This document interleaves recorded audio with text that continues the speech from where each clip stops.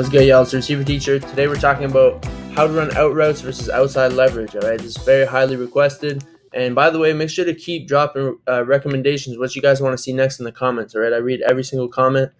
So if you want help on something, don't be shy. Just drop it in the comments, and you'll probably see it in another video. Also, if you haven't, make sure to go to receiverteacher.com, fill out your email in our contact form to gain access to our free 2-week training program that's dropping very soon. All right, just go to receiverteacher.com, fill out your email, and you'll get access to it as soon as it drops. Right, the goal of the program is to erase any bad habits from your route running. All right, so make sure you go do that. All right, now back to the video. All right, so when a DB is outside leverage, he's trying to take away any out-breaking routes. He probably has help inside. Like, let's say this is a cover 3. All right, he's got the deep third, and he's got a middle of field safety here off the screen that way. All right, so your job as a receiver, all right, either you want to sell the inside, all right, threaten the inside so he has to come over, and you do that by selling with speed, or you can stem him, straighten him up, and then break to the out. All right, I'm going to show examples of both.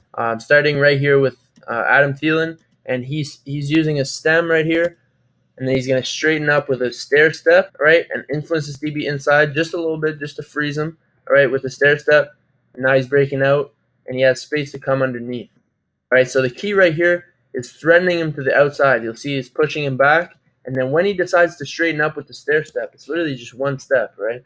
But look how he throws his body into it right here, and when he's just going to redirect off that second step and come underneath. All right, so that's a great way to create space at the top of your route with a stair step. If you're not exactly the fastest receiver in the world, for example, like Cooper Kupp or Adam Thielen, it can be hard to just straight line, threaten the DB downfield, and then break across his face. All right, you're breaking into him, and he's all up in your shit, locking you up. All right, so this is when a stem would be useful. All right, when you're not the fastest guy, you got to use angles. All right, move the DB off his platform, get him uncomfortable. All right, don't just run in straight lines and expect to threaten him with your speed if you're not that guy. Like if we look at this clip right here from Calvin Ridley. All right, Calvin Ridley is that guy. If you see this DB already, he's fucking Usain Bolt out of his deep third responsibility because he's scared that Calvin Ridley will beat him over the top. And now when he breaks to the out, he's wide open, all right, because this guy's sprinting away because he's scared like a little girl. So if you're someone that does use a stem, all right, it's important that you give a move to the inside, all right? Stem him outside all you want, but if you just bleed into your route like this early and he sees it coming from a mile away, but when you stem him, now here you straighten up, all right? Straighten up, give a move to the inside, selling with your body language. You see how he turned his hips and shoulders to face the inside, and now his DB's like, oh shit, I'm breaking on that, all right? That's money. And then now, all right, so you got to sell with your whole body. You can't just take a spray release and then just keep drifting to your out, because the DB's going to see that from a mile away and be all up on you. So this is an example of that, all right? Davante Adams, one of the best, all right? He never gives a move to the inside. He does kind of, give a foot fire at the top, but it's not enough, all right? And, in his defense, this throw was a bit behind him, all right? But, you always kind of want to give a move to the inside. Even with, like, one step, like a stair step, like we just saw with Adam Thielen, if you can do that, it's always better because now you're keeping the DB honest and he can't just break on you like this and get a pick six. All right, so like we said, you really got to sell the inside, all right? You got to commit your hips and your shoulders.